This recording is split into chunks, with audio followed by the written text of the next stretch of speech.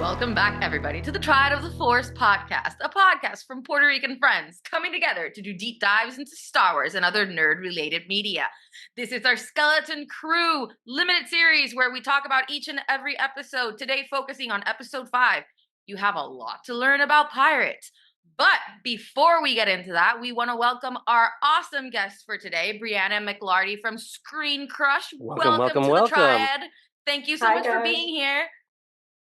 Hi guys, I'm so happy to be here. This is so exciting. Can't wait. Thank you guys for having me on. This is awesome. This is awesome, and happy holidays. It's kind of technically our holiday special in more ways than one, which is appropriate with Skeleton Crew, since it's a holiday show that is coming out on the holidays, and we had the Star Wars holiday special references in the show, so it's very appropriate. Obviously, this episode now is coming out a little later than usual. A couple weeks ago, the episodes have been late because of scheduling. Now this week, it's obviously a little late because of the holiday. So apologies for all that, but I'm sure no one missed it because everyone should be with their loved ones and family.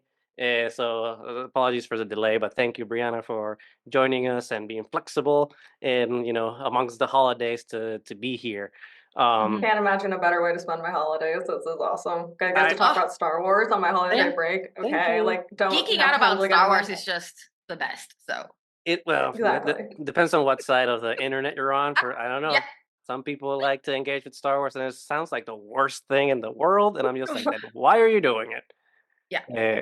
Which I was noticing your shirts, one of the ScreenCrush shirts, is a prequel apologist, which is great, especially because, like we've been discussing here, it's one of those things where like you can choose to engage with Star Wars in whatever way you want.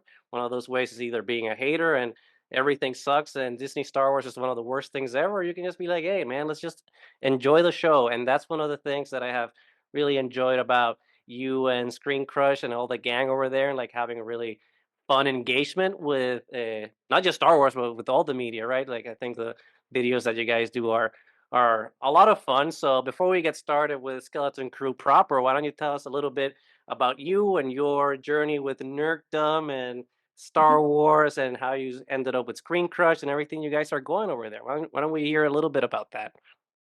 Okay, so when I was really young, I loved Star Wars, was very into Princess Leia. This is like like 7 and under. Like a lot of the prequels were coming out, all of the prequels were coming out when I was like very young. I think Revenge of the Sith came out when I was about 5.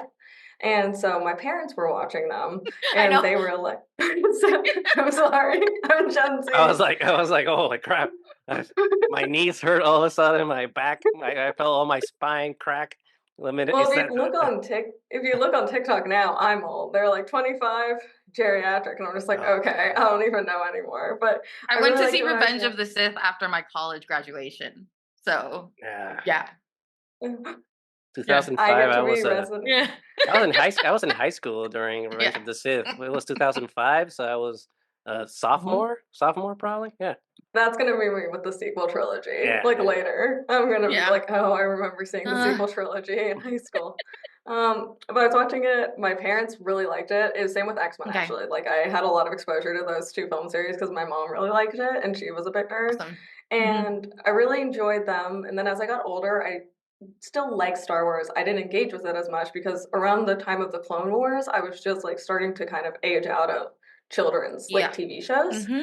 And so it just kind of went under my radar. And then I watched the sequel trilogy in high school and it was good. I have like some of the gripes with it I think a lot of people have with it. Mainly I just at that point thought that like some of the confusing elements were because I didn't watch enough Star Wars. So it's like, okay, like this is on me. I don't get it.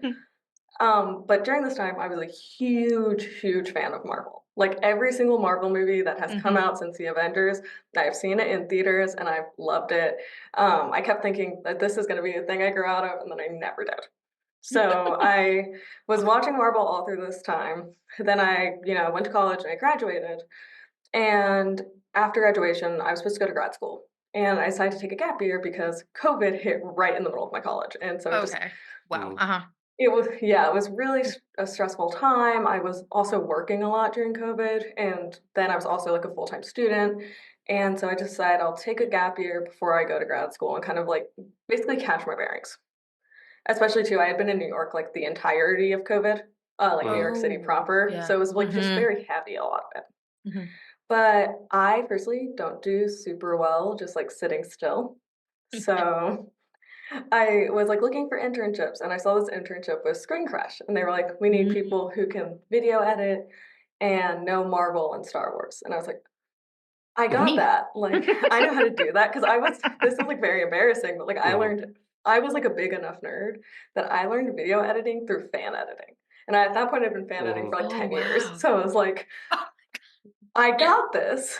So I interned with them for a year. And it was through them that I really like kind of rediscovered my love of Star Wars. The first show that we covered when I was there was Andor. And not a bad one to start with. It's such a good show, and it's amazing. And like I will say, I'm a bit of a prequel apologist because I really like politics in Star Wars. I know that's a little bit of a hot topic, but I love that. And then you have Andor, which is like a very political show.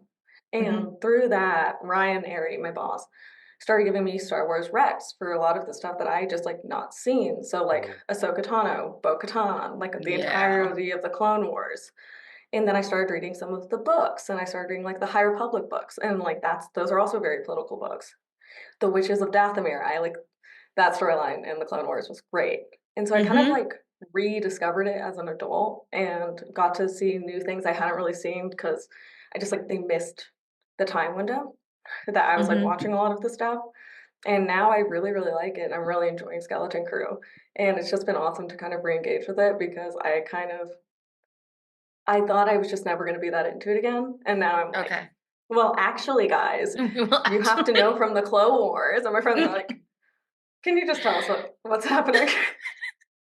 I mean, that's interesting to me because it's different enough, right, from a lot of the experience that both Natalie and I have and other people that we've talked to in terms of like their engagement with Star Wars, where we can, ask different questions, right, about your engagement to it. So because it sounds to me, right, that in coming in to ScreenCrush and starting watching Andor, that's kind of like the big pivot, right, into like re-engaging with that fandom.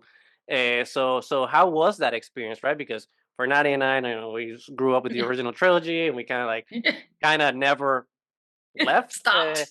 There was like a pauses in there, like how deep we were in fandom, or how disengaged we might have been, but it was kind of like an ebb and flow. But it sounds like sometimes when we felt too cool for it at some point, when we didn't want to accept that we were full nerds, that happens. Because it happens, and then you realize that that's dumb. But like, how does embrace the nerd? But how has that experience? I was a closet nerd in high school. I think being a nerd's cool now. I think I don't know. Yeah. Who knows? Who knows? But how has that experience been for you? Because it's a little different, right? For a lot of people, it's like this personal thing, private thing, and how they engage in nerddom. But for you, it sounds that not only was it like your engagement with fandom and Star Wars, but also as part of a job. So like, how has also been that balancing act of kind of I'm engaging with Star Wars as a fan, but also as a form of employment been for you, and how's that experience been unique in that way? It's definitely been really interesting. One thing that is awesome about Ryan is there is just so much like Star Wars canon, especially like if you're going like with the shows like the Clone Wars and Rebels, that he is not like demanding that we all have seen every single animated show and also read every single book because it's just kind of and there's like the comics as well. Yeah, it's a lot. So yeah, there's just a lot. So he has like an encyclopedic knowledge of Star Wars. Like it's crazy. So he's actually really good at kind of guiding us to like where he thinks we'll find the most enjoyment. And he'll just kind of be like, "Oh, if you like this, I think you would like this." And so that was really awesome for me because it was like literally having like a Star Wars mentor. Like I was feeling I was like kind of out of it. I was like, "Oh my God, my Star Wars mentor." I think for me it was also just kind of I forgot in a weird way how much I had enjoyed those movies as a kid until I like rewatched them as an adult and I was like, this explains so much about me. Like as a person, like especially Princess Leia, I was like, oh yeah. Oh, I was like, this makes a lot of sense. I think it was also cool for me because when I started kind of getting back into Star Wars, as Marvel was definitely taking a turn and had some bigger mistakes. And I love Marvel and I still will always love Marvel. It's like my baby. But at the same time, it was nice to like have another series that had like comparable lore that I could dive into and be like, okay, like clearly every big series has made some mistakes, but should just be like, okay, like I don't have to like just look at Secret Invasion. It definitely like pushed me into the arms of it. I will say it's also kept me more relevant with stuff than I maybe would have been on my own. And so that's definitely helped me be more into it. I probably would have watched a lot of the shows, but like I can't say I would have watched like The Bad Batch, for example, like the animated And the Bad stuff. Batch is great. Yeah, yeah, It's really so bloomed. good. Yeah. And so there's just a lot of shows that I think I would have missed had I not been like, you have to watch this, especially as I was like getting into it. And it would have been like all the worse for me. Like, I don't know when I would have watched Andor if I wasn't working for ScreenCrush. And so it's been awesome for me actually, because even the shows that maybe weren't as much my speed, I've never been like, oh, I really regret watching that. I've always been like, that was fun. And like, then my job is to write about like space wizards. And I'm just like, okay, like, how can I complain? Like, this is awesome. I will also say though, I'm like now used to never feeling like I know that much about Star Wars until I talk to someone who's like actually is not that into Star Wars. But at my job, I'm like, all of you guys know There's so always much. it's always the Qui-Gon Jinn thing. So there's always a bigger fish. But also if you look the other way, it's like, oh, I am a bigger fish compared to the other one. So it's Exactly. all a matter of perspective. It's all relative. And that's great. And that's great. And it's really interesting because one of the things that I've respected about, a lot of the channels that we follow and the people that we talk to, and obviously since we're talking about you, we're going to talk about ScreenCrush specifically, is the engagement that the channel chooses to have, right, with Star Wars, which I think is refreshing, right? Because in a highly politicized world, in a highly opinionated social media landscape where everything is either good or it's bad, and if you're in the middle, then you're wrong, or if you're on the other spectrum, it's just it's a cluster f of things that are going on. And I think that it's kind of nice to see like a big YouTube channel that engages with Star Wars not fall into the easy thing of being like, well, the best thing to do with Star Wars on YouTube is just bash it because that's what's gonna get the big clicks. And to kind of see nuance is it's very refreshing. So I just wanted to kind of put that up there and say thank you for for not going in that direction because it's it's refreshing because there's a lot of us that love Star Wars and obviously we want to be critical about it and we want to engage with it and see we want to see the warts and discuss why it's there and like how it can be better, but but it doesn't have to be this whole toxic train of negativity. So it's nice to see. Thank you guys for engaging with it. I definitely think our ethos is if something is genuinely bad, we're gonna talk about it. I keep going back to Secret Invasion because that's just like a bad show. But if something's genuinely bad, we're gonna critique it. But we're never here just to watch Star Wars to hate on it because, like, honest to God, that's not fun. Like, and I think we want to have fun, and so we can be like, we don't like this one thing, we don't agree with this one thing. Here's a criticism, but like, we're very rarely just gonna be like, this is awful because in most Star Wars shows, even if you don't like the show overall, there's at least good elements. Like there have been definitely shows I wasn't a huge fan of, but like they had some really good episodes, and I was like, yeah, this slaps. Hey man, I mean, this is no secret, but I'm not a fan of The Rise of Skywalker, and even that movie has like some bomb things that I'm just like, okay, that's okay in a train wreck, but we choose to move past the train wrecks and look at constructive criticism instead of just straight up hate. There's a difference. Yeah, exactly. Yeah, exactly. And one of the very refreshing things, at least, and again, I don't know like how much of the perspective that I'm getting about Skeleton Crew is based on reality or the bubble that I've generated around Triad of the Force since leaving Twitter and just choosing to engage only like on Blue Sky and Instagram is kind of seeing the levels of hate and toxicity kind of calm all the way down, which again, I'm not sure if that's actually what's happening in the Star Wars stratosphere or the bubble that we have. But what has been your perspective with the reception that Skeleton Crew has been having so far, since you're a little bit more on the pulse, right? I think in general the reception I've seen has been good. There are definitely people who just don't like it because it's a show that has like is centered around kids, and like to each their own. I'm never going to say that's like, I don't watch a lot of media centered around kids. So like, I get it. I'm loving the show, but like, I can see why that may not be someone's jam. I do think it has been, I think that people who are watching the show really like it. I've been surprised by the amount of people who just aren't watching the show. I think some of that has to do with just timing and also probably like the marketing of it a little bit. So that's been surprising to me. Like I definitely know that I was expecting it to be like more people to be talking about it, but it does seem like it's growing with word of mouth because I do think it's just a really good show, and I think a lot of it is because they put a lot of time into it, and that's definitely they had an extra year to work on it. And thank God, because that show looks visually amazing. Like I was watching it when they're on that moon with that planet in the background. I was like, this is just gorgeous. Yeah, that entire scene is just like, oh my God. Which to me, and I don't want to beat a dead horse about it because I really love The Acolyte. So I mean, obviously there's flaws in it, but like also everything has flaws. But like I was really excited about The Acolyte, and I'm still bummed out, right, about the cancellation, or or for now the pause in the story, because who knows, like maybe they'll continue that story in other ways by just doing the Disney classic thing and just like continuing a show by just renaming it something else, so they don't have to pay their actors or whatever. But I feel a lot that Disney just gave up on Acolyte even before it came out and didn't really do a lot of marketing, didn't do any push for it, and kind of just justified it.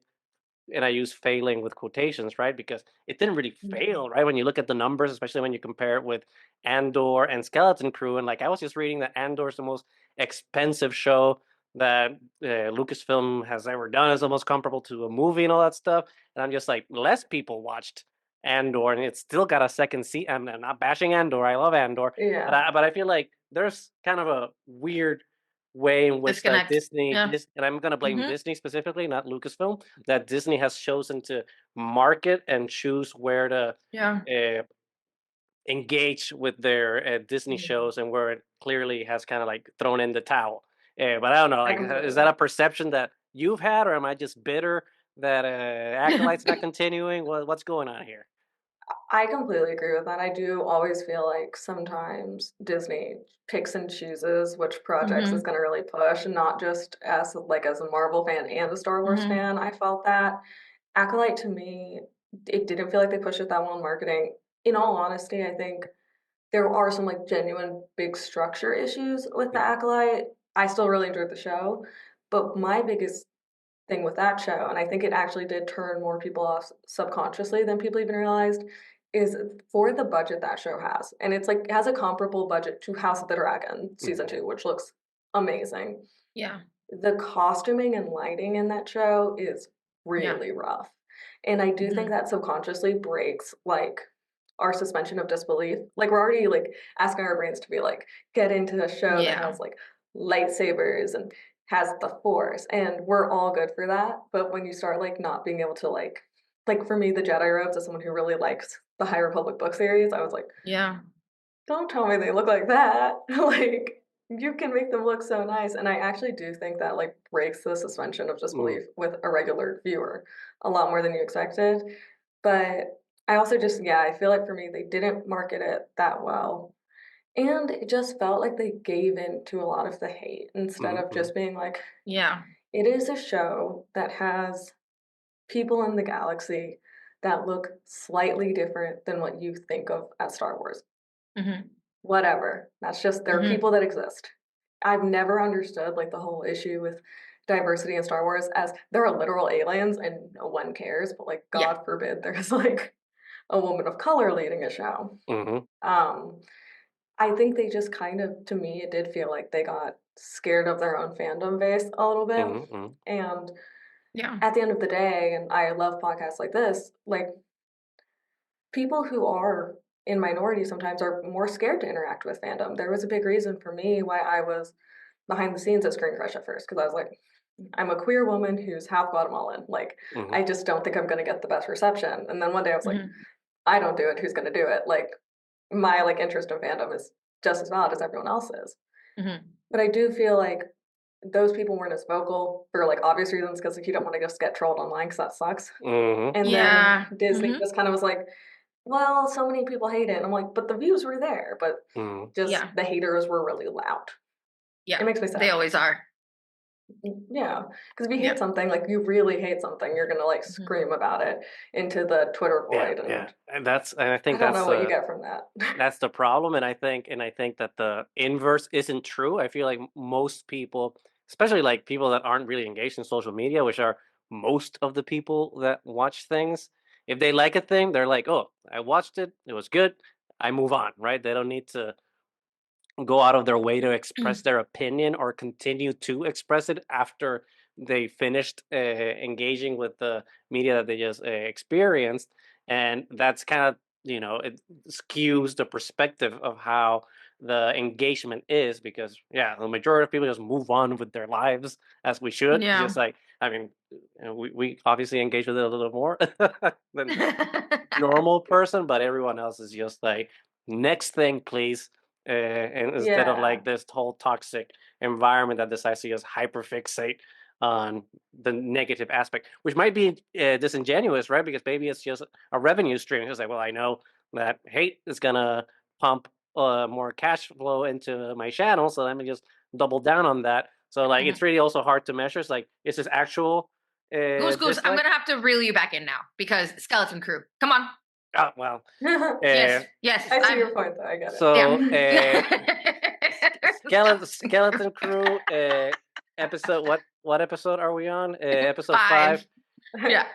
So let's talk about that, which is a show that has been getting like the positive reaction that we've been wanting for a while, especially after the cluster that was Acolyte. So it's nice to have some fun, especially during the holidays. And I think this episode is I mean, all of them have been great so far, but this one definitely puts things into gear about discovering everything. It has like all the fun, like, I mean, we have had all the fun pirate stuff, but now it's, like now we're really getting into the Indiana Jones aspects of it, the Goonies aspects of it. We're doubling down on everything. We even got Star Wars aspects of with lightsabers and everything. So we'll obviously get deep into the lore of the episode, but just as a quick reaction, Brianna, give us like your quick reaction / review of what this episode was for you. I loved this episode. For me, loved the Cthulhu reference with the giant monster. I don't love Lovecraft as a person because he kind of sucked, but like his like cosmic horror and world building, like when I saw that, I was like, okay, I'm here for this. He's just like, if you guys survive, I want to hear your story. And I was like, okay, you're the best. You're awesome. I also just love how much detail and stuff they tell us about Jude Law's character without telling us. Like the fact that he just goes to planets and there are just like women who hate him. I just think that's like so funny. I just think it's like hilarious. I've also liked how we found out a lot more about the money. I'm kind of an economics nerd. That was a big part of what I studied in college. So I was just like, okay, so it's like eternal treasure from a literal economic sense. I was like, okay, well, nerd meets nerd. This is like my dream.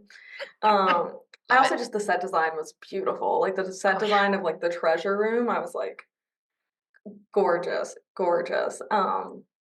Everything so far, this might have been my favorite episode thus far, because I just felt like it was one of the most fun episodes and had the most little fun tidbits, but also I felt like it really advanced the story forward in a way that we needed, just because I was starting to feel a little bit like we were just like side quest to side quest to side quest, which I wasn't upset about, but I was like, when is it going to start coming together? And it's really fun to me that they found all of the little side quests and now they're like narrowing in on one central thing. So it was my favorite episode.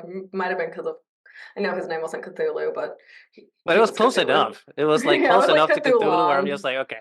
Yeah. Nani, what about you? What was your reaction to this Lucasfilm Christmas holiday gift that we were given?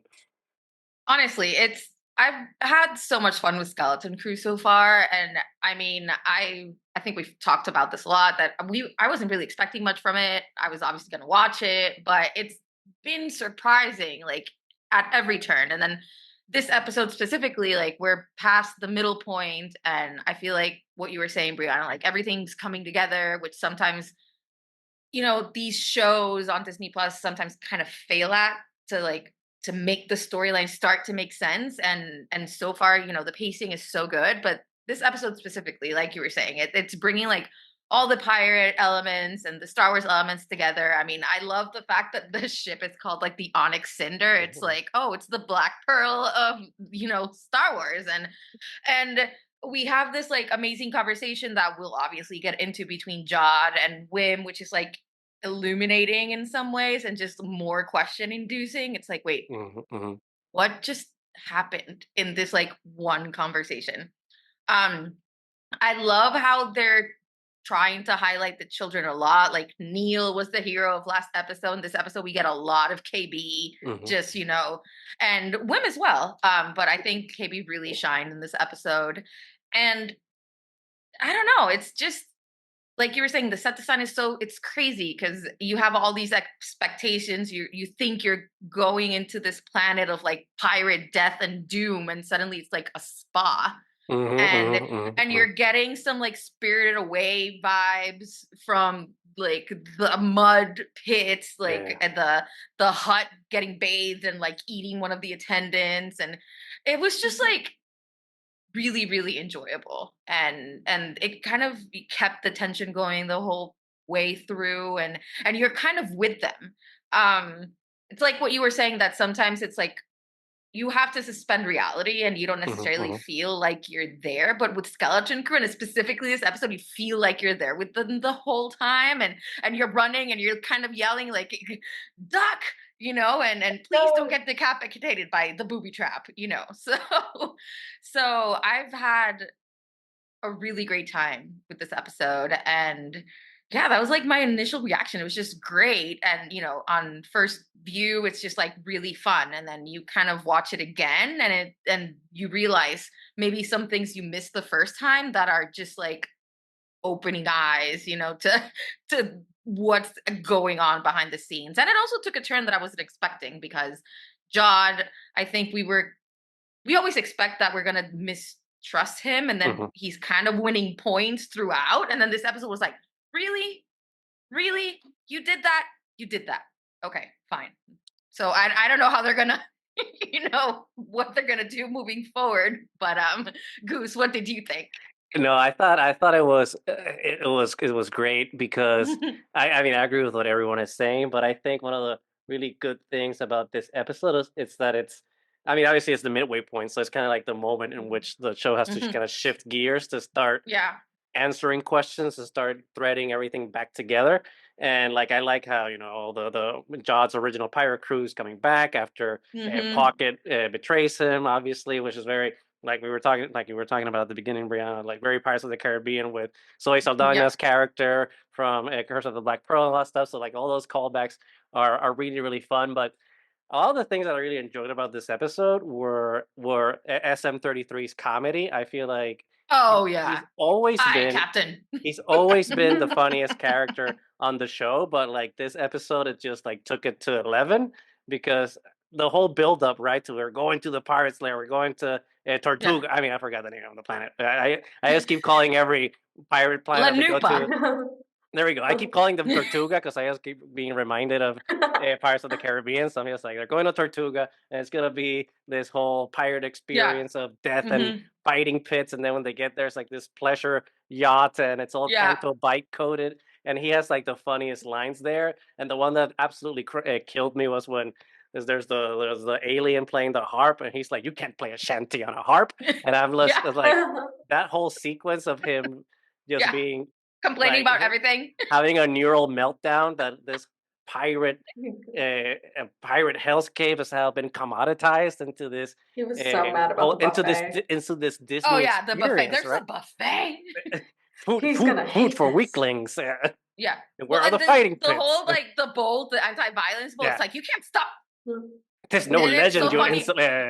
It's so good, but I think that it kind of, again, like, to be meta about it, I think it really plays a lot with like the expectations and memories that we have about things that we remember, and the reality of such things, and also how experience is commoditized, right? Because I think on a surface level, I think the episode's just great. Had this fun romp of running away from Pocket and the pirate crew, and then ending in the treasure room. But for me, the interesting thing about the show is about how we commoditize legends and experiences, and it's just like it's very,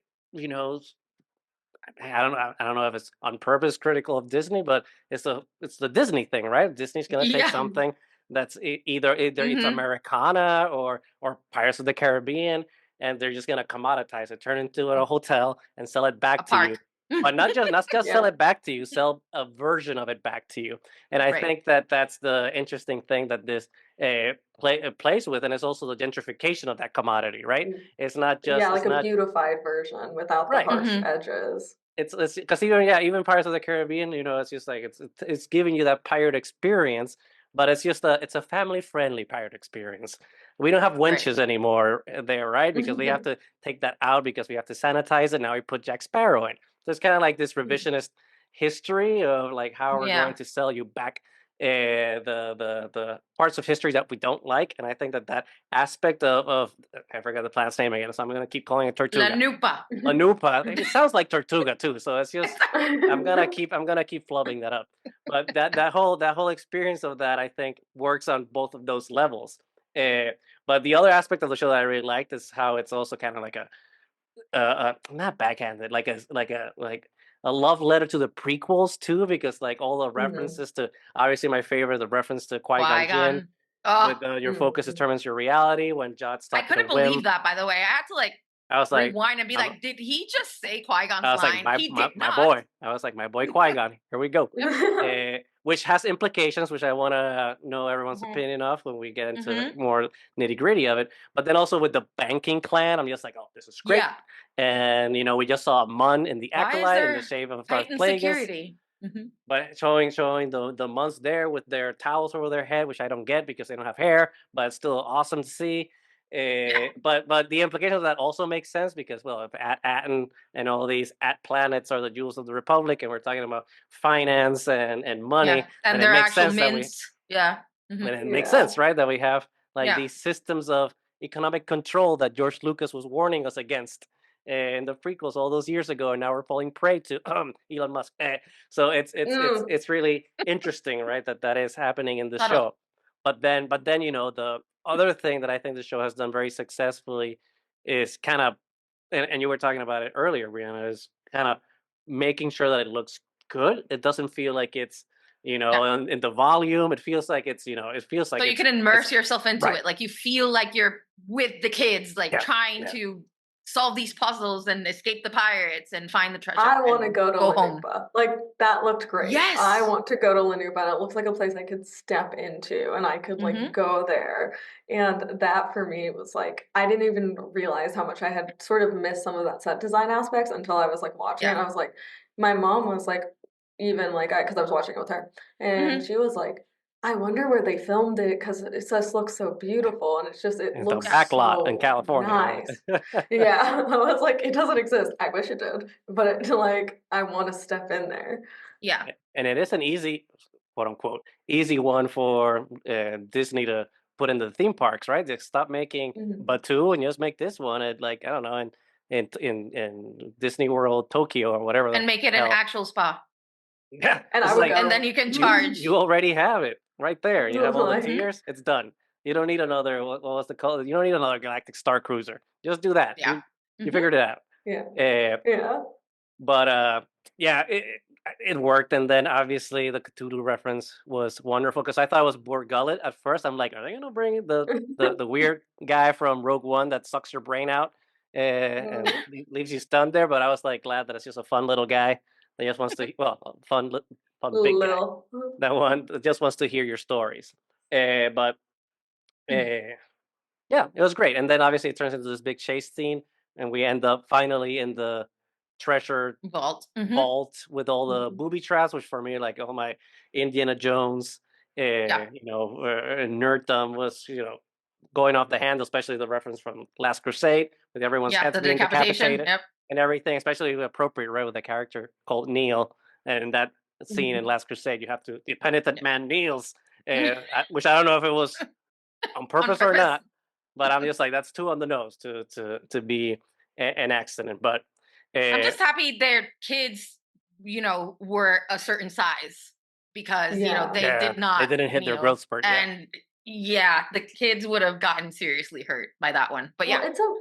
it's a brutal, like I was thinking, and I actually love this because I was like, it makes it more fun, but like there's like some really brutal traps in them. Like when he refills it with acid and you hear them screaming, I was like, yeah, it's like turn it around.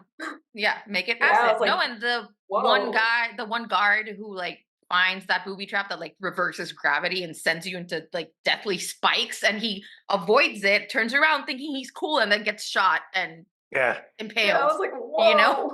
But I love it because it's the reversal of that same trope in Pirates, where you're usually falling into a pit of spikes, and here it's just like, well, let's make it Star Warsy and anti-gravity up into it. I know, it's fantastic, and I think we were talking about this last time, Goose, that it is a kids show, but they're not afraid to go dark with it. I mean, and there were like, you know, literal skeletons like thrown around this thing. Like it's not just for show, the booby traps. A lot of people have died in these caves. So even I think the little addition too, where he's like, someone has to give the most valuable thing, and they're like, lives, and they're like, no, they don't care about lives. Of course, it's not that. And I thought that was so cool because I was like, it's like if you're a kid, you're like, oh my god, life, and then like, life. No, you know how many people we killed even just like taking off from the port with the giant like thing? Like he's like, no, that's not life. People die all the time, and I just thought that was so interesting. And their kids are the perfect age for this because they like kind of understand death. Some of them have lost parents, but they aren't fully there yet. Like they don't totally understand quite how dark the world is. Especially in that like ideal planet that they like, the Pleasantville planet that they grew up in, where they're extremely sheltered. But I thought it was like that moment was so well done because Jod's kind of leading them to the answer, and then all the kids kind of like at the same time they're like treasure, and it makes sense, and it's just like so well filmed and written that the reaction seems so real, because of course the kid would say life and then slowly kind of come to the realization of what's happening. So it's sometimes, you know, when they do kid-centered shows, they kind of dumb them down, and I love that. You know, it's like, okay, they're a little, you know, slower to getting to the point because they're just lack experience, but it doesn't mean they're stupid. You know, they'll get there. This respects kids to, you know, be able to be understand kids but still be smart about it and learn. But that was something about Jod that I think was interesting, because it's the subtle foreshadowing, right, that Jod has been, that went through the whole episode of his eventual betrayal of the kids, which obviously is temporary. We know, like at the end, Jod's gonna, who knows? Maybe they'll surprise us, and Kh'ymm's gonna stab Jod through the heart. We'll see. But at least for now, you know, Zack Snyder Star Wars. Zack Snyder Star Wars. Yeah, ain't nobody safe. In Zack Snyder Star Wars, Rebel Moon, baby. Oh God, that's terrible. I saw the first Rebel Moon, and I'm like, this is enough. Thanks, Kathy Kennedy, for saying no. Thank you. Yeah, thank you. Just on that, we'll renew your contract for another 5 years. Appreciate it. Thank you. Anyway, but you know, but at the beginning of the episode, Jod is talking to Kh'ymm, and obviously he drops the big wham, your focus determines your reality, but he's also giving bad advice, right? Because he's saying like you can't trust anybody, and you have to make it on your own, like all these things that are kind of like the opposite, right, of what found family is supposed to be, and like what you're, you know, and finding back your parents. So he's been like leaving the trail of breadcrumbs throughout the whole episode that he's going to betray them, because we see that, and then like at the end, obviously he challenges what's her name? I wish everyone. Thank you. I always forget everyone's names. Challenges Vern for the captain. That's why you keep me around. I mean, not just for that, but it does help. It does help. So I wanna hear everyone's opinion about Jod's. Well, he hasn't had the journey yet, right? Because he hasn't had his reversal where like he realizes the error of his ways. But I think it's interesting how in this whole show he's helping out the kids to be self-serving until like the climax, right, where he finally betrays them for the gain that we were expecting would happen. So Brianna, why don't you talk to us a little bit about what you've seen from Jod and how you've enjoyed or not enjoyed his character development so far? I have loved his character development. I really like that they just, and in this show, really completely, they've just kind of let adults suck a little bit, like in different ways. Even I think the guards that ran up on them, and they're like, "Get away from the wise elders. We're kids. Then you're arrested too." Like that little thing. Yeah. And I really a wise elder would get protected, but a kid, bye. Yeah. It's terrible.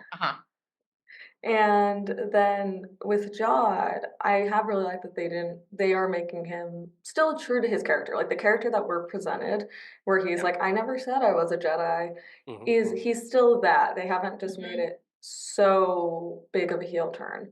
I don't think Jod is a terrible, terrible person that just wants the kids to suffer. He doesn't seem evil to me. He seems selfish. I have some theories that when we get into responsible speculation, I will share. Awesome. But I have some theories about why he is the way he is, based on when the show is placed.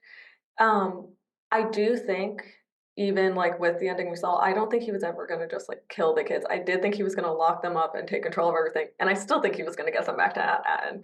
May he do like terrible things in At-At, yeah, but I don't think he was going to be like, kids now die. I just think he's selfish. I don't think he wants to just hurt people for absolutely no reason. Because if he did, he would have just killed Fern. That was what I kept thinking. Like he had every opportunity. It took her a long time to say like, I'll yield. I just think he wants them like out of the way more than anything.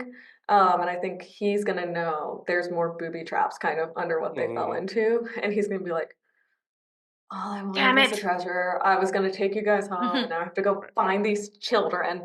And it's like I really like that. Like I do like that he just kind of gets to suck because I think it makes it more interesting than just a straight up paternal figure. Right. Nani, what about you? What has been your reaction to Jod thus far? I mean, I've actually been really impressed with Jude Law to begin with, because I think for me, he's always been kind of hit and miss. And I think he's done really well with this character. You can see him kind of just try to detach himself from the kids, but then he kind of can't really help himself, which is, I think, what happens when that conversation with Kh'ymm happens, that he kind of sees him crying and is like, oh, you're crying, I'm gonna leave you alone because I do not deal with children. And then he kind of feels bad and goes back and has that conversation with him. So I think he's fighting his different natures and what he decided about himself probably decades ago, which we will discuss because he let so many tidbits about who he might be during that conversation. Because Goose, I think what you were saying, it's not that he's a bad guy, but it does really sound like either he was trained by a Jedi or something, because that whole comment about, fears, anxieties, parents, those are attachments. You have to forget them. And that is very Jedi forward, Anakin being like, Jedi can't have attachments because attachments lead to fear, all the things that happen. And, Yoda, obviously. What is it? Fear leads to anger, anger leads to hate, hate leads to suffering. So, so there were a lot of tidbits there. And I really enjoy the fact that he's not an all the way bad guy, but not an all the way good guy either. And his tone of voice kind of changes, like when he's talking to the kids, when he's talking to other people. And I feel like he is, and I think we talked about that too, because he's just like a lost kid too, who decided he wanted to live a certain way, and now he's just kind of doubling down on it, even though he is feeling attached to the kids, because you can see the way his face kind of changes when he finds out that At-Aten is a mint, and he's just like kind of, probably convincing himself that's the endless treasure and that's what's most important to me and not the kids. But at the same time, with the kids, which by the way, Kh'ymm actually remembering the booby trap and, hitting the button chair, was super slick. But at the same time, I'm kind of worried because we've been seeing a lot of spikes. So that was a booby trap to keep you away, from accessing the data bank. And they just blindly fell into it. So what's at the bottom of the tunnel? But anyway, when that happens and they fall through, you kind of see Jod's face as well. He's annoyed, but kind of proud at the same time that they were able to get away. So there's really little subtle facial expressions that he's doing that make his character really believable and make you feel like you don't know if you want to root for him or not, which makes it all the most interesting. So. Yeah, I still I always I keep getting a lot of Hook vibes from this show because we said it in the last episode. You just mentioned that now, Nani, where Jod was a lost boy, and I just remember I've been meaning to rewatch Hook. Haven't been able to yet. It just reminds me of Robin Williams' character, right? Of Peter Banning, right? Mhm. He left Neverland and he grew up, but then Mhm. like he And forgot became everybody and so yeah. Mr. Banning, chairman of the board, and he's just like all these Yeah. things that are like the antithesis of what Peter Pan was supposed to be, and kind of like Mhm. having to find that youthful wonder again and finding his happy thought. And I think that's the journey that, which is so appropriate, right, in this show because Jude Law played Hook, and we have like Yeah. a director, I Yeah. forget, John Watts, who directed, I think, that movie that he was in. So like it's appropriate in this pirate Full story circle. that we have like all these things that are being carried through together. But I agree with you, Nanny, that I was very hesitant about Jude Law. I mean, I'm always hesitant when a big star comes into Yeah. Star Wars because I Yeah. think one of the cool things about Star Wars is kind of not knowing who anyone is so that you Yeah. can be immersed in the show a little bit. And to contrast it, right? Because that's one of the things that Mandalorian season 3 didn't work out for me as much. It's like having such high profile cameos like Jack Black and Lizzo and Riz. I hope I said the artist name right. I'm sorry. I'm a millennial. I'm not into the music anymore. You got But it, like, don't thank you. Whew, I didn't want to get canceled on that one. worry. But getting like all of these like big cameo names, which I'm not saying they were necessarily bad for the episodes themselves. That's another conversation we can have. But it definitely takes me out of the moment a little bit Yeah. because I don't see the character, I see the person, and I was afraid that Jude Law was going to be a little bit of that in this show. But he's definitely integrated himself Yeah. extremely well into it and kind of known his role as a supporting character. Like Yeah. it's Yeah. not Jod's show. Story. Yeah. He is a Or story. supporting character Mhm. to the kids. Mhm. Uh, but let's move into the other aspect of the show that I think is also very interesting, which is also the adult, the parent Yeah. sided Mhm. part of the episode where we realize now that the parents are also trying to find the kids because there's the system of control, which now we've kind of confirmed that the parents are kind of in on the conspiracy. They know that the planet's supposed to be a secret and that it's not supposed to be, Mhm. no one is supposed to know where the planet is, and they're trying Yeah, to you can't breach communication and give right. location as to where it is and yeah. Yeah. Mhm. And the powers that be aren't helping them find the kids, so they're trying to Yeah. break all of that. So it's funny to kind of see that parallel between the kids failing because they're putting their trust on an adult that is not watching out for them, but then the adults failing because they're putting their trust on a system of control that is not watching out for them, which is also very meta, especially in the times that we're Mhm. living in. Yeah. So Which, by the Mhm. way, sorry to interrupt, but I thought it was like so awesome to point it out. Like when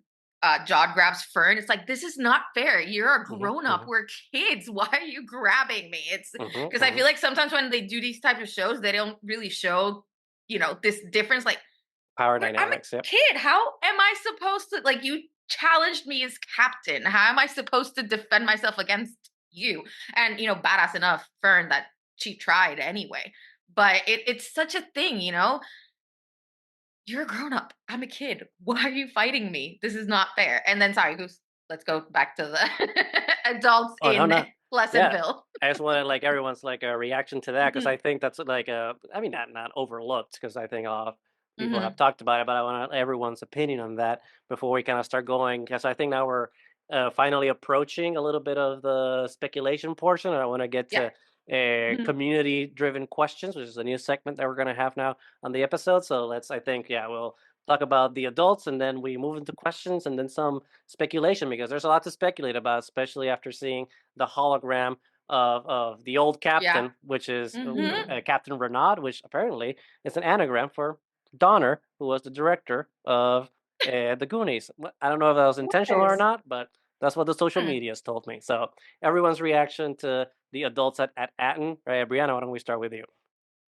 I really love it. I think like I said, I love politics and Star Wars, Yeah. and the reason I am a bit of a prequel apologist is because I think it's really cool how they show how corrupt the Jedi and the Old Republic got in those Mhm. films. It's very obvious how they have been corrupted.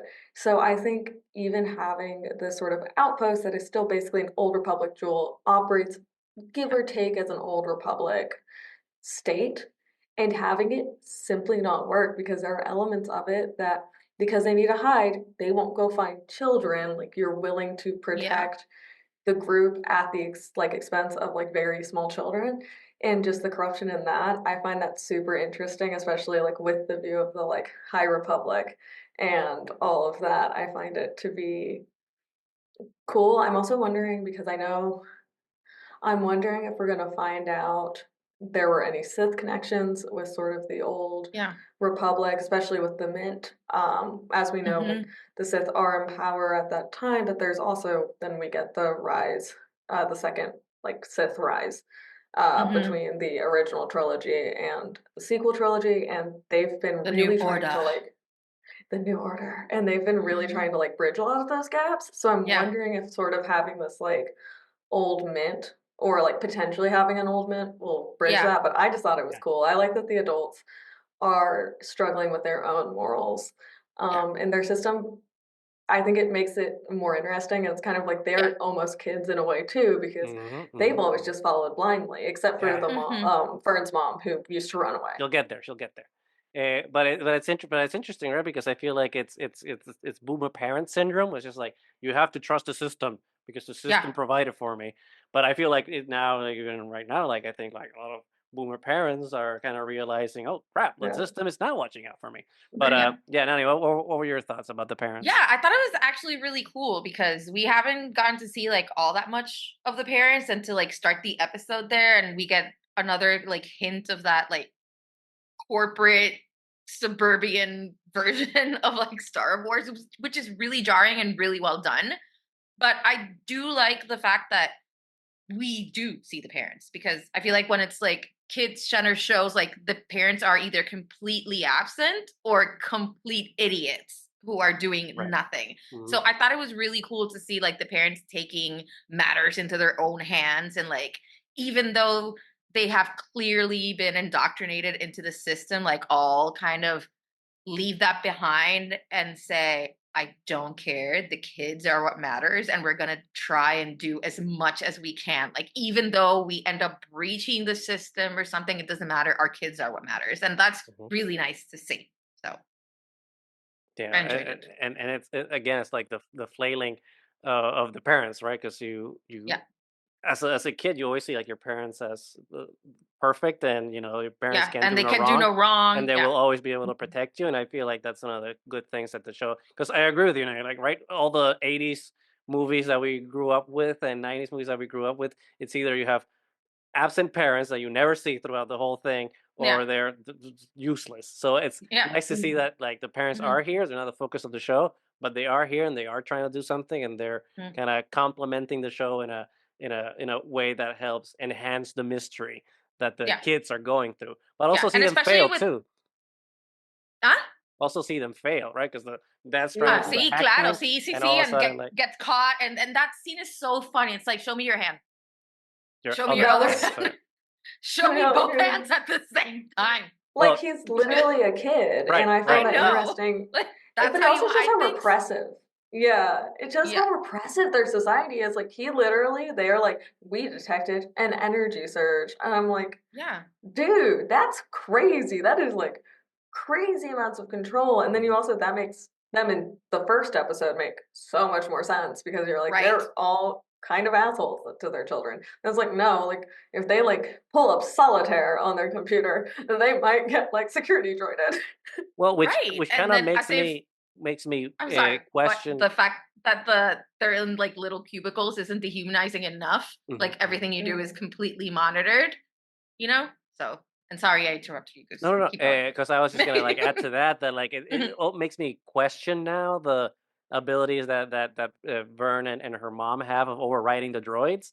It's just like if the droids have such powerful control over the students and the employees, then is this real overriding that you're doing to these droids, or are the droids just like letting you think that you have the power over them to just like, that's creepy. Another layer of control. It's just like we're gonna let you think that you're overriding us when we're actually just monitoring you on top of that.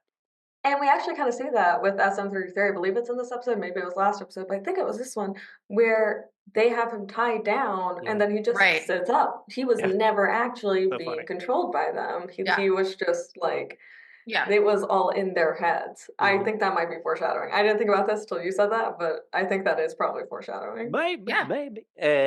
But let's move into the final piece of the episode before we start speculating. And I think it's the big reveal that I honestly didn't see coming because I kind of didn't want to see it coming either. And it's the the betrayal of John. Well, the betrayal I did see coming. It's what happens after that I didn't. John challenges Vern for the captainship of the Onyx Cinder, and I thought it was kind of hilarious how SM33 is just like, well, dude, like I gotta follow protocols. So the challenge has been made. And SM33 felt really bad about it because he kept being like, "I'm sorry, kids. Like I can't. I'm a droid. I can't help it." But we see Kh'ymm go through his hero's journey and kind of find the courage within him to kind of have a Neel moment, right, and stand up for his friends. And then it completely backfires on him. He gets the very beautiful, very High Republic coded lightsaber when he's gonna ignite it to defend Vern. The kind of Star Wars cliche that everyone makes fun of that never happens. When we finally get to see it, he turns it on upside down, and his whole hero moment collapses. And he, we kind of see in his face his disappointment of being like, "Ah, crap, things just didn't turn out the way that I wanted them." And then Jod takes possession of that lightsaber, and bam, episode's over. So how did you guys feel about, one, seeing the lightsaber, and then two, seeing then Jod take that lightsaber for himself at the end of the episode? Brianna, I'll start with you. I, as a High Republic book reader, that lightsaber was beautiful. I've also played Jedi Survivor, and that is how I like to customize my lightsaber. So I was like, that looks awesome. I think with Jod, I found it interesting he took a lightsaber. I think it's going to be likely based on sort of who he is as a person and kind of my personal theories about when he maybe wasn't necessarily a Jedi anymore, that he's actually not going to have great control with it. Because I think even sometimes you see with the Force, he doesn't, for example, in episode 3, a droid crosses them, and then instead of doing the little mind trick, these are not the people you're looking for, he just takes off its head. And so he clearly doesn't have the best command of the Force, and I think you even see it a little bit in the Ahsoka TV show, that the characters who don't use the Force a lot have struggled more with lightsabers than other characters. And so I wouldn't be surprised if he actually kind of has the same thing where he's like, I got this lightsaber, and he's like, oh god, I haven't trained on this in years. But it looks cool. I actually hadn't thought about it until you mentioned it right now, Brianna, but you can see in this episode when he tries to get the knife back that he kind of struggles because it's a little farther than we've seen him use the Force before. We've seen him use it closer up and in limited uses, and just trying to get the knife, you can tell, and that the knife is wobbling, it doesn't want to really respond. But then it responds really well when Fern attacks him. It's instinctual in that moment. So it all tracks. But I think Kh'ymm, I'm so sad for him because he looks so proud, and the music crescendos, and it's like, oh my god, all my fantasies are coming true and I'm gonna be the real hero. And I'm honestly just happy that he didn't cut off his legs, because he totally could have. I thought that happened for a minute. I was like, oh, or in his foot. I was like, it's equivalent of dropping a knife. I was like, oh no. Oh my god. There it goes. Oh my god, terrible. But it was still a really cool scene, and it just, that moment when he when Jod takes the lightsaber, there's such conflicting emotions going through his face. He seems kind of pissed about it, but at the same time, maybe I'm accepting the destiny that I've been denying for forever. And I think it's hard to tell, because you can't tell that he was either trained or was a Jedi at some point, and he rejected that. And to maybe somehow, because we've talked about it a lot on the podcast, that Jedi indoctrination is severe. So, to trying to be this pirate persona for so long and have that be your identifying force, because he says that, you make your life the one that you want to live. And he did that for himself. And he kind of probably put it in his head, because he also gets really excited when he finds out that he's on the Onyx Cinder and all these things, that he made it into his mind that he wants to be the Pirate King. And now maybe being like, oh, but the Pirate King wouldn't go save kids, and I'm kind of attached to the kids now. So do I kind of accept some of my further, the person who I was before at the detriment of the person that I want to be? So I don't know. I think it was really well done. We'll see what happens next episode. Yeah, I wasn't expecting to see lightsabers, or not necessarily expecting. I didn't want to see lightsabers, because I'm just like, okay, if this is gonna be like a kid-focused show, and like it's this whole separate thing in the Mandoverse, kind of like, I think it makes it special to keep lightsabers and the Force away from it. But I think I've been proven wrong, because I think the showrunners and the writers and the directors have done a really good job at introducing all these elements while still keeping the wonder of like these youthful dynamics, right, of the kids, and still make everything seem appropriate for where we're at. The one nitpick I have about the lightsaber is that I feel like they could have gone it's a nitpick. I'm gonna admit it. It's a nitpick. They could have gone. I don't know how many people that are listening to this I don't know how many people have read High Republic Phase 2, but he's in all the phases, I guess. But there's this Jedi in the High Republic, Porter Engle, and his lightsaber. If you look at the design of his lightsaber, it's very like rapier coated, because it has like the cover around the hilt, and it feels very pirate lightsaber. Piratey. So like in my mind, I'm just like, what better way to connect it to bring in Star Wars with pirates? To just bring in you could say it's Porter Engle's lightsaber, and no one would even know who the hell he is, because like, let's face it, most people that watch these shows don't read the books, so it's one of those if you know type of things.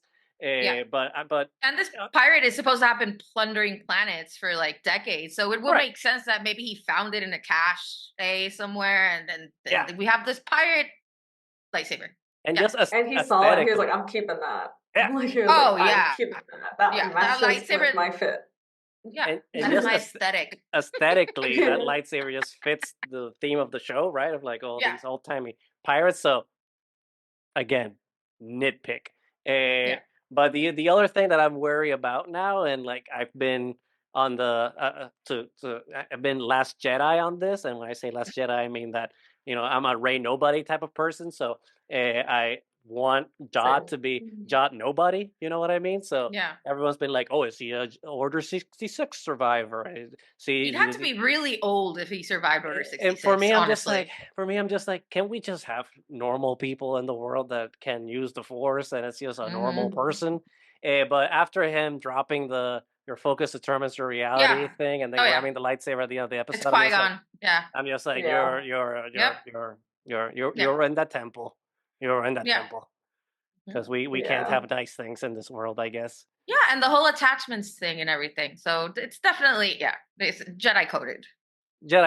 But now we're almost at responsible speculation. But let's do a quick lightning round of questions. We put out on Threads, Blue Sky, and YouTube a post for people to drop in their burning questions about this episode and Skeleton Crew as a whole, and a couple of people answered the call. So we have some questions here.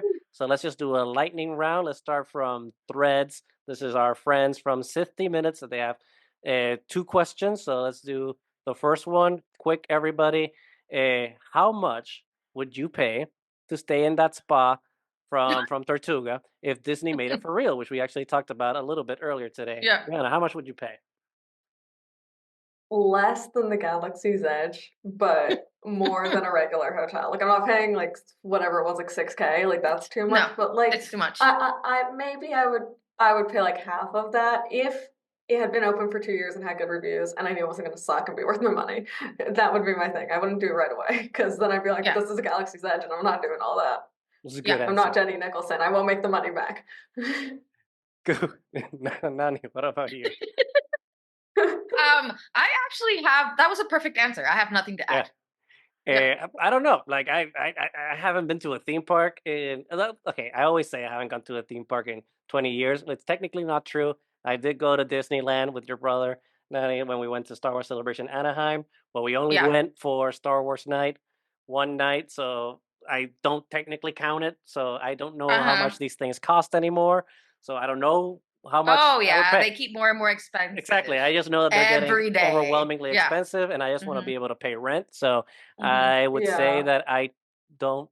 That I wouldn't unless we make it big in the podcasting and YouTubing Star Wars world, and Disney and Lucasfilm want to sponsor us. Then sponsor. Second question from 50 Minutes. What do you think these Old Republic credits go for that Jod has now paid for EOPs and bribed the front desk staffer with roughly a handful of them each time? So I guess the question comes in like a John Wick thing, where the coins in John Wick kind of like don't have intrinsic value, and it's just kind of like a bartering system, I guess, the question. So Brianna, like, what do you think your answer for that would be? Okay, so I did some deep dive on this because I am a huge nerd. So a lot of the and you're into economics, so I'm super into economics. So a lot of the Old Republic credits we're not like 100% sure. Obviously, they were made of metals, but it seems like it was probably a fiat currency, which means it's completely backed by like faith in government. Like we have in America, we have a fiat currency. Like a dollar is only a dollar because the government says it's a dollar. If not, it would just be a piece of paper. Right. But it seems like they're one of the most accepted forms of currency across all of the universes, because then you get like Imperial credits, you get the Confederacy credits from the war, and so it just seems like most people will take them, and there's no more of them, and like obviously money degrades over time, it just stops working unless you have a mint, and then you get like that, because they're like, this is so nice, like how did you get such a nice credit that isn't like falling apart? So I think they're worth more just because they can be sold basically anywhere. But I think they're also more off the books than others, because I remember in Bad Batch when they're doing credit things, they keep trying to link them to their like little ID numbers. But because the Old Republic credits are like physical, I think they're just like it's like using cash transactions versus using like credit card transactions. So if you're like a service worker A who maybe wants tips that are not as taxed, or if you're a pirate, that's great because that's like super easy to just pay and not have to worry about like the big scary government getting in your stuff. That's why I think they're so valuable. Nani, what do you think? I actually think it's a combination of them, because I mean, back in the day, paper money was supposed to represent its weight in gold. Like it's represented by what's actually gold, which, you know, it doesn't happen anymore because there's not enough gold anymore.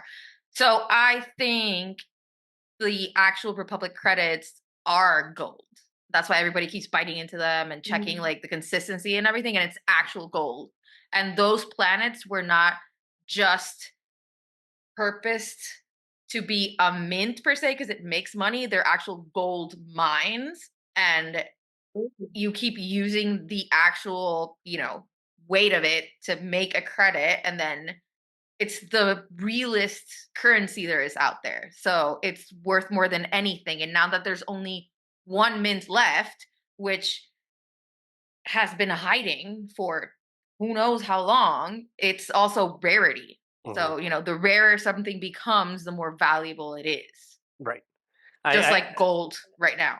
Yeah. I'm kind of leaning closer to something in that direction, because if all these jewels of the Old Republic planets, which were mints, are lost and no one knows about these planets anymore, and they were plundered, and then clearly the money that they've been printing isn't in circulation in the galaxy at large. So and one has clearly stayed inside. Right. So for it feels to me like it's a kind of like a collector's item type of thing, where its value comes from it just not being around anymore. It's kind of like Roman coins, right? Roman coins don't have any value to them anymore, except their collector standing and like how rare they are. So I think it's kind of that. It's just like, what's it worth to someone that values it? Because I don't think it has, at least in the New Republic, it doesn't have intrinsic value in terms of like its currency status.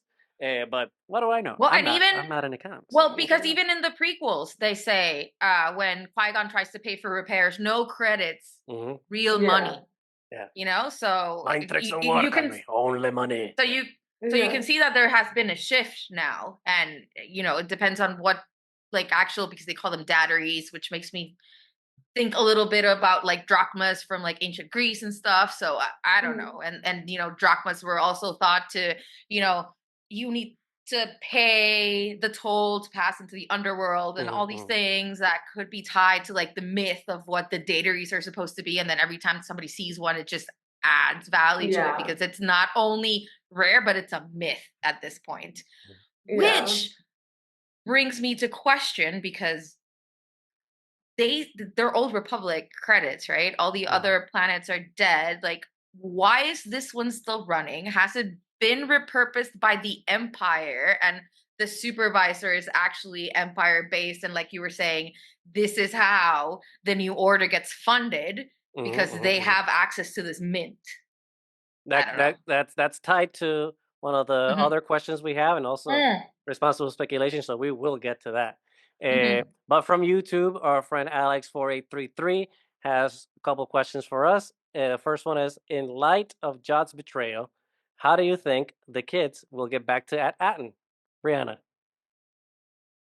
Oh, honestly, I have no idea. I think it's very likely that SM33 with his messed up brain is going to end up helping them. One thing I noticed is that last episode Neel threw a rock at him, and in the Iron Giant, the dent from like in his head is what makes him stop being a killing machine. So I'm wondering if, and Neel loves that little mouse. He's like, don't forget his mouse that goes in his eye hole. So like his circuitry is all messed up. So I wouldn't be surprised if he's suddenly like, wait, I have kind of free will, as much as a droid can have. We don't need to get other droids in the Star Wars world. I'll go. Yeah, I'll go all day. But I wouldn't be surprised if SM33 is like, wait, no, I like those kids, and my circuitry is messed up, so I can go get them. Nani, what do you think? I'm actually terrified of what they're going to find once they fall to the bottom, whatever tunnel they fell through. I really hope it's, not death spikes. Obviously, no, because we have 3 more episodes to go. It's just Jod. Kids all die. Kids all die at the end of, the pirate layer death They're trap. literally the skeleton crew. Yeah. That was good. And we got so many skeletons on this episode, really. I mean, it was bound to happen. It's interesting because I think my first instinct was to say that they're going to find their way back to the Onyx Cinder. But I think it might actually be Jod. He might have a conscious issue and be like, no, they just broke up. They need to stay split up a little bit for the holidays before reconnecting in the new year. So I feel like they need at least one episode where the breakup, they gotta have the breakup last one episode. So I think that either I'm gonna hedge my bets on Pocket or Cthulhu, helping the kids out. I wonder. It would be interesting what they do with Cthulhu, because he is kind of this like sea creature looking thing, and then you have like the Purgil. Like they could maybe do something cool with that. I'm not saying it will happen, but he was like, I would love to hear your story. So maybe or he just is like a prince and has like strings. He's like, okay, take them to their planet. Yeah. And then Pocket is also from Nanny McPhee, so I always think of like, which a lot of people, the actress, a lot of people. Again, this is just to get into a nonsense nitpicky battle about her, but a lot of people have been saying that like her character species is from, I forgot the character's name, from High Republic Phase 2, is the one that the Barrage Vow is named after. But for me it's like Orla Jareni because of the eyes, but whatever. That's neither here nor there. My favorite thing about her, my favorite thing is that her accent implies there's Space Scotland, and that's my favorite thing. Hey, if we can have Space Boston with Bill Burr, we can have, it's fine. Space Scotland. Yes. And I love it. I love it. Like, not a complaint. I think it's great. All in. Yeah. But I think at this point, we have realized that Jod, who has like, 6, 7 alter egos at this point, has pissed off a lot of people. So I don't think we're just getting Brutus in. I think that message might have gotten out to other people, and other people like our awesome owl that I forgot her name. I'm so sorry. We know that there are people out there that are looking out for the kids. We're gonna have an Avengers moment. So Kh'ymm's just gonna on your left. It's just come in. Endgame, and it's just like Job like with one lightsaber he doesn't know how to use. Right. Yeah. Because okay, I guess we're combining responsible speculation a little bit with these questions, which I guess is fine. But like I said, I think the breakup needs to last at least one episode for it to matter. But I think it kind of makes sense for Jod to go out on his own. Well, he has Vern, but like go off on his own on the Onyx Cinder, and then have Brutus and the rest of the pirates go after him, and then he needs the kids. So we have the kids with Pocket or Kh'ymm or whoever Avenger or last episode of Mando season 1 and 2, and everyone comes together to save Jod and get the family back together. I think it's possible. It's not out of the. Or maybe the parents actually get through. Yeah, maybe the parents find Jod. Like maybe that's who they actually make contact with, and then they're like, well. Or maybe they break the barrier. And Jod was an old coworker. He was an old coworker of theirs, and they're like, Jod, I thought you quit. From work. Yeah, it's like I thought you were on PTO all this time. That office humor. Sorry. Could another question from Alex? Could the supervisor be the captain that SM-33 served before? I think there's interesting things about that because I do think that they purposefully didn't show who the captain was as a setup for a reveal later on. But I'm not sure that I think that actually, maybe. I don't know. Brianna, what do you think? I think it could be possible. I don't know if I think it's like the most likely scenario. I think it is more likely that he has, just become like a person in the neighborhood. Like the kids are gonna see him and they're gonna be like, or like maybe even like probably not one of their parents, but just like the kids are gonna see them and are like, oh yeah, that's like my that's Uncle Bob. Like he should, he's fine. Yeah, like he's just a cool dude. Because I really do think the supervisor, because like no one's seen him, is going to be like AI Sith, something like much more like intense than just like a god or species maybe they don't have on their planet. Yeah. Nani, what do you think? I think when they said that his concubine stabbed him, like she totally killed him, and he's one of the skeletons that was in the ship. That's honestly what I believe. Yeah, totally dead. No, I think there's a twist. There's a twist. There has to be a twist. Otherwise, why not show who he was?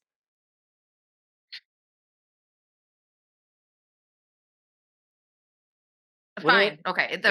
And it would be great if then they got Jeffrey Rush to be the captain and Renaud, and then it's just like bring it in like full circle. Yes. But because we're not gonna cast that other guy. Anyway, Cela Garcia from Blue Sky has 2 questions for us, and one is a fun one, so I'll leave the fun one for last. And the obvious question from her is: was Jod just trying to take control back from the kids with his pirate code move, and the kids jumped the gun, assuming the worst? Or does he need a mother very badly for making the kids cry? Oh my God, that's so hook. I think it's very possible that again, I don't think he's like a good character. I don't think he just wants these kids to suffer, or like, again, he would just kill them all. Like he could have very easily killed Fern. I also will say it may not be the worst thing for an adult to be in charge of the ship. Totally. Like he has gotten them out of some pretty sticky situations. Yeah. So I do think you could even just say like, hey, like he just didn't, like he was just like, okay, like I have to actually just take control of the situation now that we know what we're doing. I think it was probably like a little bit of selfishness, and also probably again, he didn't really want to kill them. He just was like, I need you out of the way, and we're gonna get you home because I want to get to your home planet. Exactly. Yeah, and I think there's also a combination of just there's something. Jod is really jaded and really bitter, and he's always about a captain can never trust his crew, and then he's really focused on that story about is it Jared the Renaud, sorry, about how Renaud, like how everything happened, and Yeah, you got one. First one, yeah. How the first mate, greed, and everything had to be hidden, and you know, even the treasure is booby trapped, and all these things, and he feels like that's the way that you have to do it, and now he's become the captain, and the kids are his crew, you know, and I think it is going to come full circle where it's like, wouldn't it be way more productive if we all actually trusted each other and didn't try to stab each other in the back all the time? So I don't know. I think that might play into it. Yeah, I definitely think that this was a he needs a mother very badly situation because he was doing it for selfish means, and definitely will have a redemption arc forthcoming so that he can join the Oh, he will. Filoni Yeah. verse in the Mando movie and come with his Mhm. lightsaber. And then the final question, which is a fun question, it doesn't have to be. It's not necessarily Skeleton Crew relate. I mean, it is related, but the answer doesn't have to be Skeleton Crew. Which is, what is your favorite cinematic booby trap? So it could be Indiana Ooh, Jones, that's a good one. Goonies, obviously now Skeleton Crew. Hey, I know I have my answer, so Brianna, let's start with you. This is a little bit of like a I really love horror movies, but in Resident Evil, I believe, they Oh have my the God. lasers that cubify them. Yeah. That was awesome. Like I have to give them that. That was a cool booby trap. Also the entirety of the movie Cube, that came out in the 90s. It's just all booby traps and it's a sick movie. So on That's both of those would probably be That's an my interesting approach. I wasn't even thinking about like horror movies. Now I'm thinking 13 Yeah. Ghosts. I'm thinking about all those. Oh, there were some really good ones Yeah. in 13 Ghosts. Nani, what do you think? Because I was gonna go No, cliche you. and just give an Indiana Jones answer. No, you go, because I don't. This took me by surprise. There's too many. Well, because You answer. my I'm answer trying to think about it. was just gonna be Indiana Jones and the Last Crusade because that's my favorite Yeah. Indiana Jones movie. I'm sorry. Mm-hmm. But I mean that's not a controversial statement anyway. But I mean the whole movie's it has like the build up to going to get the Holy Grail. But I think originally I was between the Penitent Man Neel's and then the leap of faith one. But then I'm just like, well, Mm-hmm. actually, I think the those are the visually stunning ones, but I think the Yeah. best booby trap of The that Name of film, God. what's the name of God? That was a good one, but for me, like it was just the ending booby trap was just like the hundreds of grails there The Picking the Grail. and picking Yeah. the grail one. I'm just like, it's that one. It's people don't remember it as much. I think. I mean, because people remember the sequence when General Veers is Guy's turning face melts old. off. It's Yeah. turning old and stuff. But I think that one is the most. Clever of the booby traps because it's not just talking about being smart and not getting decapitated. It's just talking about like how we analyze data and what it means to be finding the thing that you want to find and the inherent value of it. So having like all these different alternatives to choose from like gilded grails and then like having the very simple one of the carpenter, I thought was extremely clever for that movie. So which is why I have a replica Holy Grail at my apartment. So I'm Of gonna course you go do. Oh, I I've with love seen it. that. that. I Yeah. know. Mm-hmm. It I love was that. one of the most interesting things I've ever bought because it came with a little warning saying do not consume liquids out of it. Probably because the paints that they use Yeah. to probably not the best. Could be toxic. But I'm just like, They're oh, like, thank you for saving my life because Mhm. in film this is supposed to give me eternal life, but now I know I cannot they're drink like, from nah, dude. my Holy Yeah. Grail. Has that jogged your So memory now? Do you have an answer now? no, I think there are too many in general cinema, so I'm just gonna go for this episode. My favorite one this episode was the reverse gravity spikes. Oh, So I mean, it's good. Got It's good. one. yeah. We've begun a lot. We've done a lot, and I think that we've hit like everything.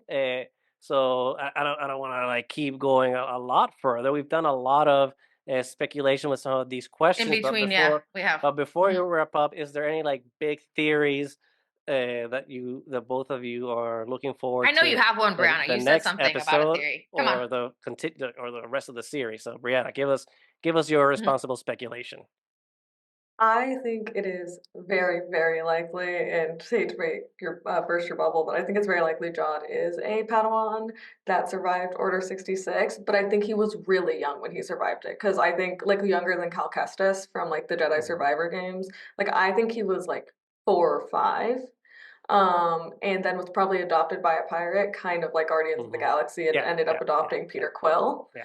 But it would also make sense for him to stay with the pirates because if you kind of think about like Jedi Survivor, the second Cal Kestis uses the Force, they're like, lock him up. But with the Jaw, the pirates aren't going to like go to like the government. So he can kind of like keep using the Force and like on the down low at least, and kind of keep that side of himself. But the other is I think that's actually because he does lead the kids to the answer, which is how the Jedi would have treated him. He's like modeling the behavior he had with the kids, because I was like, if he was like super pirate pilled, like he's pretty pirate pilled, but he isn't like, shut up, let me just tell you. He still has this thing with children where he like treats them like the way his like, in my opinion, or like I think his first sort of parental figures treated him, which was like guiding them to the answer instead of just telling them. Yeah. But I don't think he's gonna be good with lightsaber, like at all. Because if you like remember those little kids, they were like, yeah, they had no idea how to use one, and I don't know. Like at this point, I don't know if I prefer him being an Order 66 survivor or a Palpatine clone. I don't know. Maybe Palpatine clone. Somehow Palpatine returned. Somehow Palpatine returned. I don't know. And that way you can tie it into the... No, I would hate that. Please. I would actually lose my mind. Like, I would jump out. I would jump out of a window. I'd be like, well, thank you for burning the show down. It's like, thank you for jumping the shark on this one, the space shark.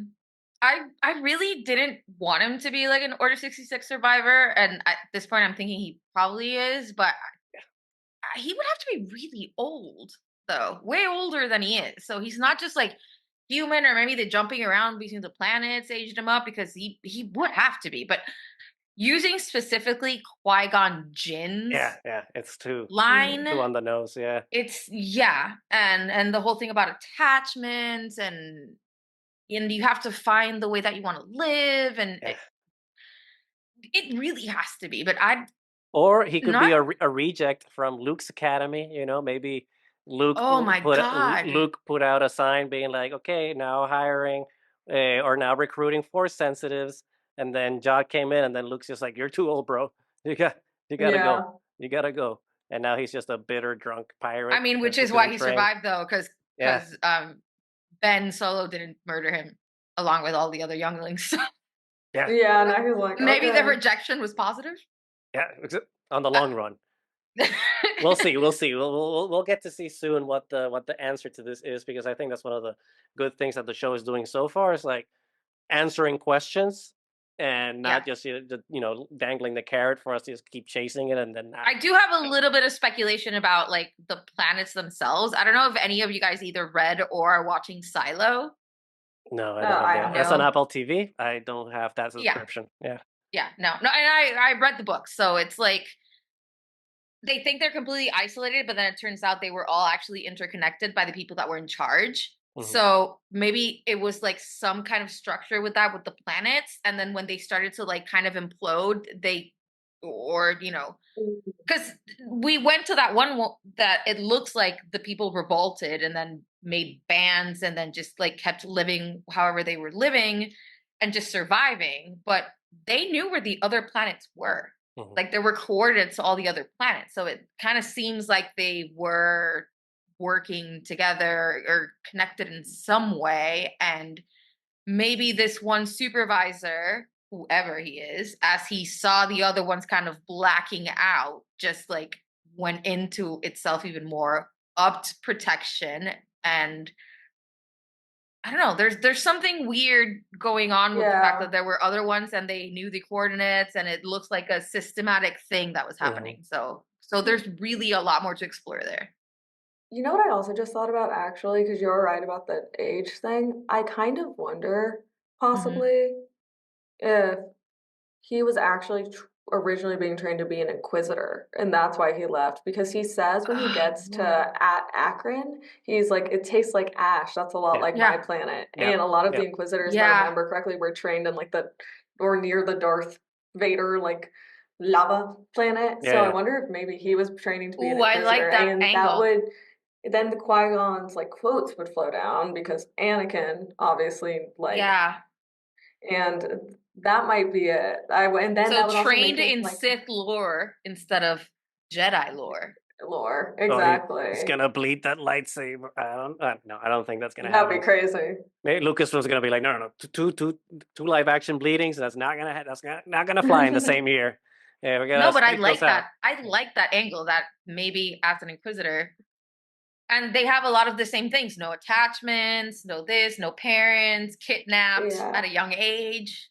We also just had the Tales of the Sith, I think this year come out too. So maybe that would like even be playing into some of that like lore we saw there, because we know they also recruited like older Jedis and stuff. That I wonder if that's maybe that would make sense.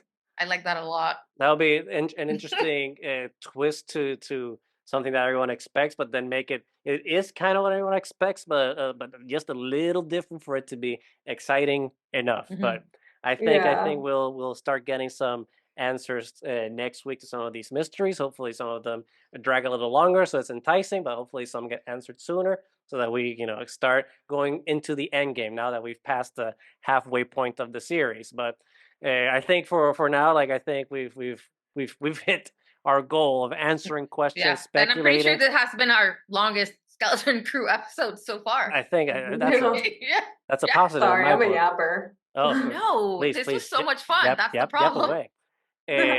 So this will be an extra packed one for everyone that's been anxiously awaiting our episode 5 review. But before we wrap up, thank you, Brianna, so much for joining us during this holiday season to talk about Skeleton Crew.